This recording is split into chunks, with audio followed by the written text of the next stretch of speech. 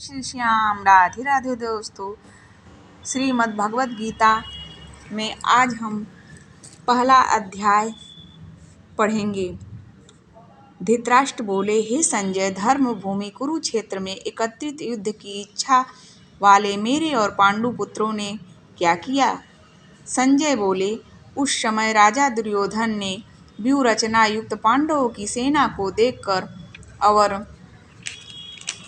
द्रोणाचार्य के पास जाकर यह वचन कहा, हे आचार्य, आपके बुद्धिमान शिष्य द्रुपद पुत्र धृष्टद्युम्न द्वारा व्यूहकार खड़ी की हुई पांडव पुत्रों की इस भारी सेना को देखिए। इस सेना में बड़े बड़े धनुष वाले तथा युद्ध में भीम और अर्जुन के समान शूरवीर, सात्विक और विराट तथा महारथी राजा द्रुपद, धृष्टकेतु और चेकितान तथा बलवान काशीराज पुरुजीत तथा कुंती भोज और मनुष्यों में श्रेष्ठ शव्य पराक्रमी युधामन्यु तथा बलवान उत्तमौजा सुभद्रा पुत्र अभिमन्यु एवं द्रौपदी के पांचों पुत्र, ये सभी महारथी हैं।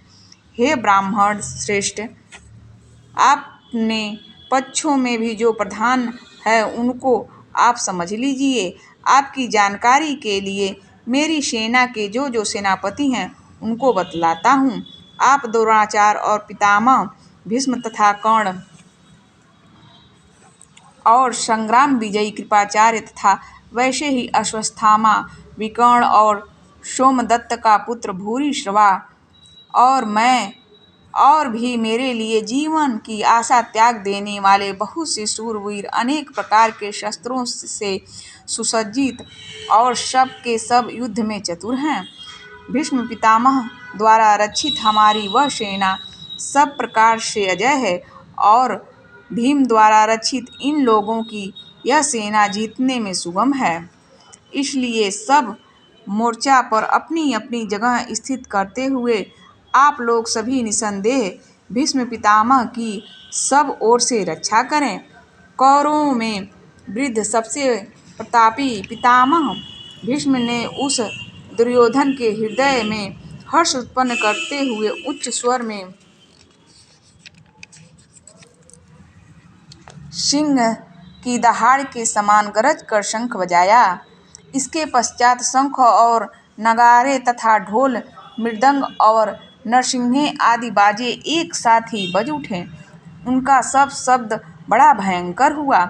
इसके अनंतर सफेद घोड़ों से युक्त उत्तम रथ में बैठे हुए श्री कृष्ण महाराज और अर्जुन ने भी अलौकिक शंख बजाए। श्री कृष्ण महाराज ने पंचायजंग नामक, अर्जुन ने देवदत्त नामक और भयानक कर्म वाले भीमसेन ने पौंड्र नामक महाशंख बजाया। कुंती पुत्र युधिष्ठिर ने अनंत विजय नामक और नकुल तथा सहदेव सुघोष और मणि पुष्प नामक शंख बजाए। श्रेष्ठ धनुर्धर काशीराज और महारथी शिखंडी एवं धृष्टद्युम्न तथा राजा विराट और अजय सात्विकी तथा द्रुपद एवं द्रौपदी के पांचों पुत्र और बड़े भुजा वाले सुभद्रा पुत्र अभिमन्यु, इन सभी ने हे राजन सब ओर से अलग अलग शंख बजाए और उन भयानक शब्द ने आकाश और पृथ्वी को भी गुंजाते हुए धृतराष्ट्र के अर्थात आपके पक्ष वालों के हृदय विदीर्ण कर दिए। अर्जुन बोले, हे राजन, इसके बाद कपिध्वज अर्जुन ने मोर्चा बांधकर डटे हुए धृतराष्ट्र संबंधियों को देखकर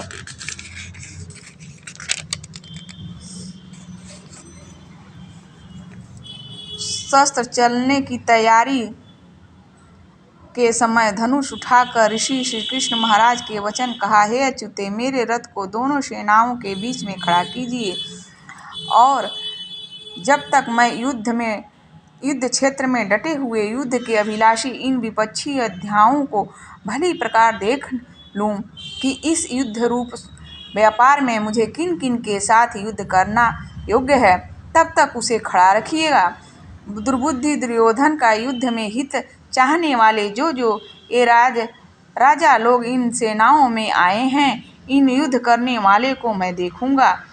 संजय बोले, हे धृतराष्ट्र, अर्जुन द्वारा इस प्रकार कहे हुए महाराज श्री कृष्णचंद्र ने दोनों सेनाओं के बीच में भीम और द्रोणाचार्य के सामने तथा संपूर्ण राजाओं के सामने उत्तम रथ को खड़ा करके इस प्रकार से कहा, हे पार्थ, युद्ध के लिए जुटे हुए इन कौरवों को देख।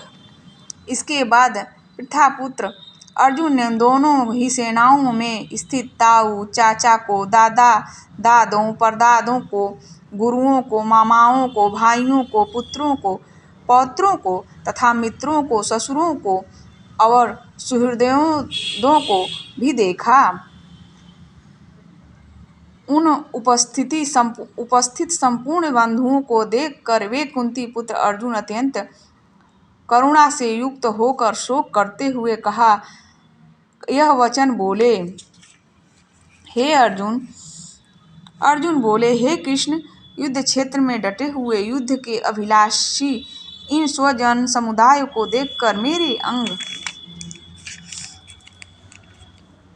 शिथिल हुए जा रहे हैं और मुख सूखा जा रहा है तथा मेरे शरीर में कंप एवं रोमांच हो रहा है।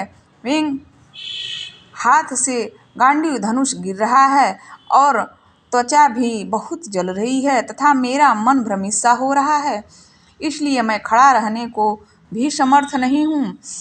हे केशव, मैं लक्षणों को भी विपरीत ही देख रहा हूँ तथा युद्ध में स्वजन समुदाय को मारकर कल्याण भी नहीं देखता। हे कृष्ण, मैं न तो विजय चाहता हूँ और न राज्य तथा सुख ही। हे गोविंद, हमें ऐसे राज्य से क्या प्रयोजन है अथवा ऐसे भागों से क्या और जीवन से क्या लाभ है। हमें जिनके लिए राज्य भोग और सुख आदि अभिष्ट है, वे ही सब धन और जीवन की आशाओं को त्याग कर युद्ध में खड़े हैं। गुरुजन, ताऊ, चाचे, लड़के और उसी प्रकार दादे, मामे, ससुर, पौत्र, साले तथा और भी संबंधी लोग हैं। हे मधुसूदन, मुझे मारने पर भी अथवा तीनों लोकों के राज्य लिए भी मैं इन सबको मारना नहीं चाहता। फिर पृथ्वी के लिए तो कहना ही क्या है। हे जनार्दन, धृतराष्ट्र